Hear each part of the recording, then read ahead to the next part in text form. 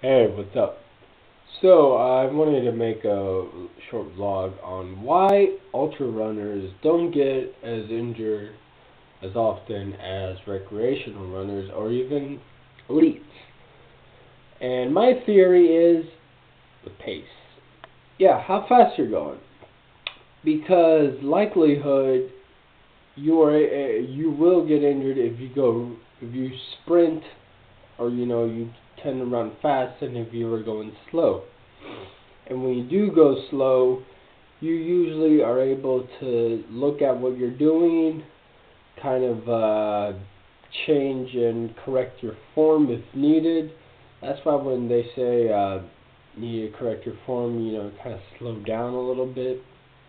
And I'm not saying that, oh, if you go out and run 30 miles at one time, though, at a 9-minute mile pace, you won't get injured than if you run 12 miles at a 7-minute mile pace, though, because, anything could happen, though, between those two runs. But the likelihood of you getting injured running those 12 miles at a 7-minute pace is actually a little bit higher than if you're running 30 miles at a 9-minute pace. Now, yeah, but wait a minute, 30 miles, you're going to put more pounding on your legs. Well, that's kind of true somewhat, but when you're going slow, though, and actually kind of working on your form, if you are going that slow, I mean, that's like slogging. That's almost slower than jogging. I'll call it slogging. You're kind of working on your form and stuff. You're trying not to. You're being more careful of not injuring yourself. So the likelihood of you getting injured is not as much as if you're going 12 miles at a 7-minute pace. That would be, for someone like me, fast-paced jogging, though. What I would do on just a regular training run. And again, same with racing, though. If you race a marathon or ultramarathon, any race that's more than 26.2 miles, you know, then yeah, the likelihood of you getting injured, not so much though. If you're properly trained for it, you have to be properly trained for it, because if you're not, you could probably break every bone in your feet and have kidney failure. What happened to David Goggin, aka true hero, a beast. If you don't know about him, look him up. The guy, he's a true hero. Probably one of the toughest athletes in the world, and he needs to get more credit than what he's getting right now. But yeah, back to why ultramarathoners don't get injured as much. Yeah, the pace, because most of the time they're running very slow, but yet they don't care how fast they're running or what their time is. All they care about is finishing the race. They're not too stressed out about it, and you notice that they don't have these faces that look all gruntful and painful, like, like almost like kind of almost look like if you're about to shit in your pants. But no, it's just there's some of them could be smiling or just like have this sense of relief, and you're just full of bliss, and you're just coasting along though, and you're like, what, I don't even know what my last miles were. What mile are we on? I don't care. I just want the finish line is I could almost see it. Maybe a mile or so away, but who cares if I'm going to get there in 9 more minutes or 5 more minutes? They don't care. They don't care. They don't matter. They just want to run and compete because they love the sport. That's it. And again, with recreational runners, yeah, they gotta run and run, and they want to improve. So when they want to improve dramatically, yes, you do run a lot faster. When you want to improve, you will improve by running a lot faster, though. Now you can run faster and run shorter distances. You'll improve, though, but likelihood of injury, yeah, it's gonna go up. You can improve on longer. Your injury rate, yeah, it'll still go up though. But if you don't want that to happen, I mean, hey, maybe just ease the pace down a little bit, Charlie, you know? And just, instead of going like 8 miles at whatever 6 minute pace, you know, something like that. Make that 48-minute run to like a 90-minute run, you know? But just take it easy. And see what happens, you know? Hey, you may not feel like an oxygenated aerobic type intense field workout, but I mean, trust me, your legs are gonna feel pretty good. But again, just that's my theory. It's just ultramarathoners.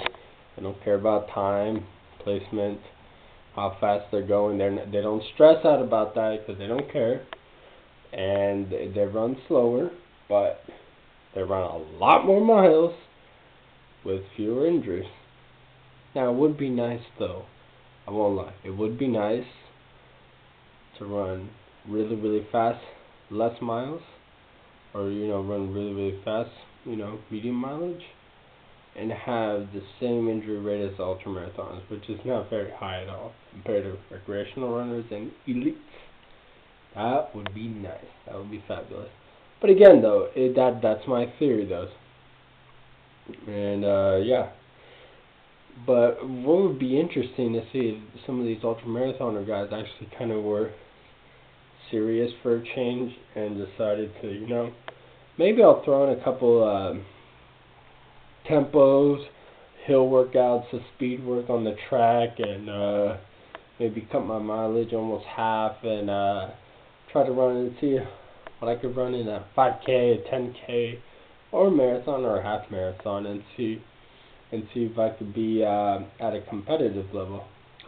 I'm pretty sure guys like Scott Jurek and Anton Krupicka could probably run. I mean, I think it will say that Anton Krupicka could do what, a 2 hour and 40-minute marathon though. Don't get me wrong though. That, I mean, okay, that's not gonna win you any prize money unless you do kind of local stuff, which I'm gonna do, and I'm going for around that time though. But I mean, for someone who just runs really, really, really long for so many hours at a time at a day, at that marathon, I mean that's someone pretty good, you know. Scott Jurek, I mean, if you train like someone who train someone like Mo Farah or Galen Rupp, you know, if he had their similar training schedules, of course he's not going to be able to run as fast as them, but if his training schedule was similar and he was like in good Alberto Salazar was like training him, you know, he's like, alright, I want to see where you are right now, we're going to do certain gradual improvements and see how fast you can run on 5K or 10K.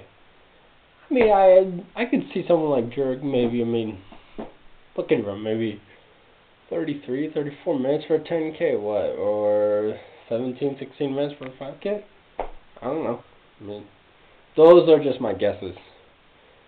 But it would be kind of interesting to see one of those guys just step down to the distance, or even have an elite guy, you know, get someone, they say with distances, it gets stronger, well, for example, as you get a little older, or even why, for example, like females, you know, I wouldn't be surprised if someone like Haile Gebrselassie or Paula Radcliffe decided to do like the, you know, one of those, you know, Leadville 100 or Western States 100 or Badwater 135 races.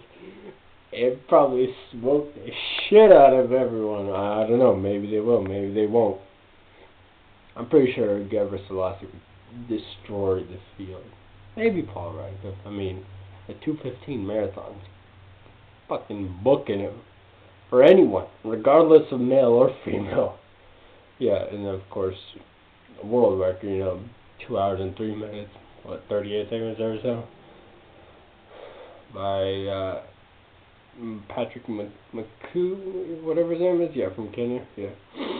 But again, That would just be interesting to get those elites and put them there at the ultra distances, and have the ultra distance guys and bring them down.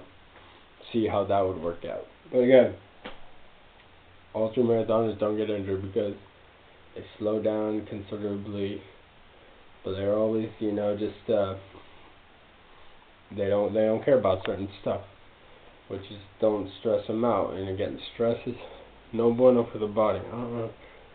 So yeah, that's my theory on why ultramarathoners don't get as injured as recreational runners or the elite athletes. So, hey.